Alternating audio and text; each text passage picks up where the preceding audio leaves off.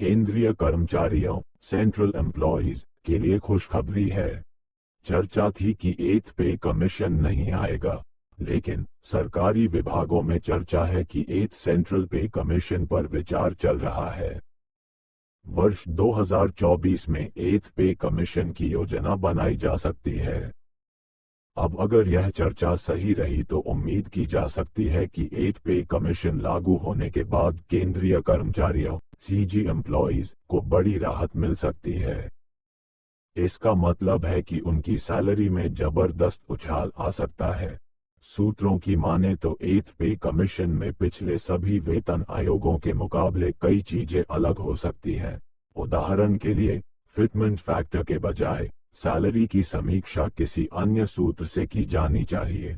साथ ही 10 साल के अंतराल पर की जाने वाली समीक्षा 7th पे कमीशन रिव्यू को सालाना लागू किया जाना चाहिए। नए वेतनमान पर हो सकता है काम। मौजूदा 7वें वेतन आयोग करंट 7th पे कमीशन के तहत कर्मचारियों का मूल वेतन मिनिमम सैलरी लिमिट 18,000 रुपये है। सैलरी के लिए फिटमेंट फैक्टर लागू किया गया था। इसमें हर ग्रेड पर एक जैसा फिटमेंट लगाया गया था। इसका कर्मचारियों ने भी विरोध किया, लेकिन निर्धारित सीमा से देरी के बाद सिफारिशों के अनुसार इसे लागू कर दिया गया। हालांकि तत्कालीन वित्त मंत्री स्वर्गीय अरुण जेटली ने भी खुद स्वीकार किया था कि केंद्रीय कर्मचारियों के वेतन सैलरी ऑफ सेंट्रल एम्प्लॉयज को तय करने के लिए कुछ नए मानकों पर काम किया जाना चाहिए। वर्तमान में संशोधित मूल वेतन रिवाइज्ड बेसिक पे की गणना पुराने मूल वेतन ओल्ड बेसिक पे से फिटमेंट फैक्टर के आधार पर की जाती है।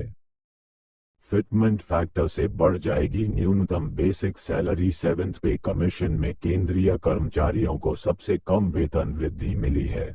सिफारिशों में फिटमेंट फैक्टर को 2.57 गुना रखा गया था।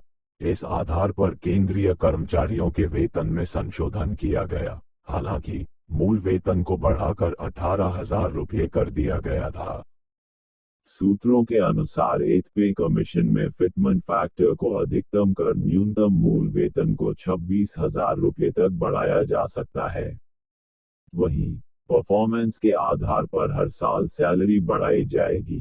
इससे निचले स्तर के कर्मचारियों को ज्यादा फायदा होगा। साथ ही अधिकतम वेतन सीमा वाले कर्मचारियों के वेतन में 3 साल के अंतराल पर संशोधन किया जा सकता है। 8th पे कमीशन आएगा या नहीं? अभी सरकार के पास 8th सेंट्रल पे कमीशन को लेकर कोई प्रस्ताव नहीं है। इसका जवाब खुद वित्त राज्य मंत्री पंकज चौधरी ने भी लोकसभा में दिया है। लेकिन सूत्रों की माने तो अगले वेतन आयोग पर साल 2024 में विचार किया जा सकता है। 8th पे कमीशन के आने में अभी भी समय है। अगर इसे साल 2026 में लागू करना है तो सरकार के पास वेतन वृद्धि के नए पैमाने new scale of ways increase पर विचार करने का समय है। लेकिन जो भी स्केल होगा उसे केवल वेतन आयोग के तहत लागू किया जाएगा। इसके लिए साल 2024 में वेतन आयोग का गठन भी किया जा सकता है। वहीं जानकारों का मानना है कि 2024 में देश में आम चुनाव भी होने हैं। ऐसे में सरकार केंद्रीय कर्मचारियों को नाराज नहीं करना चाहेगी। इसलिए यह कहना जल्दबाजी होगी कि नेक्स्ट पे कमीशन नहीं आएगा। पे grade level 1 2 3 equals greater than 8,000 रुपये बढ़ेगी सैलरी। 8th पे कमीशन केंद्रीय कर्मचारियों के न्यूनतम वेतन में पे ग्रेड के स्तर मैट्रिक्स 1 से 3 तक की बड़ी वृद्धि होगी।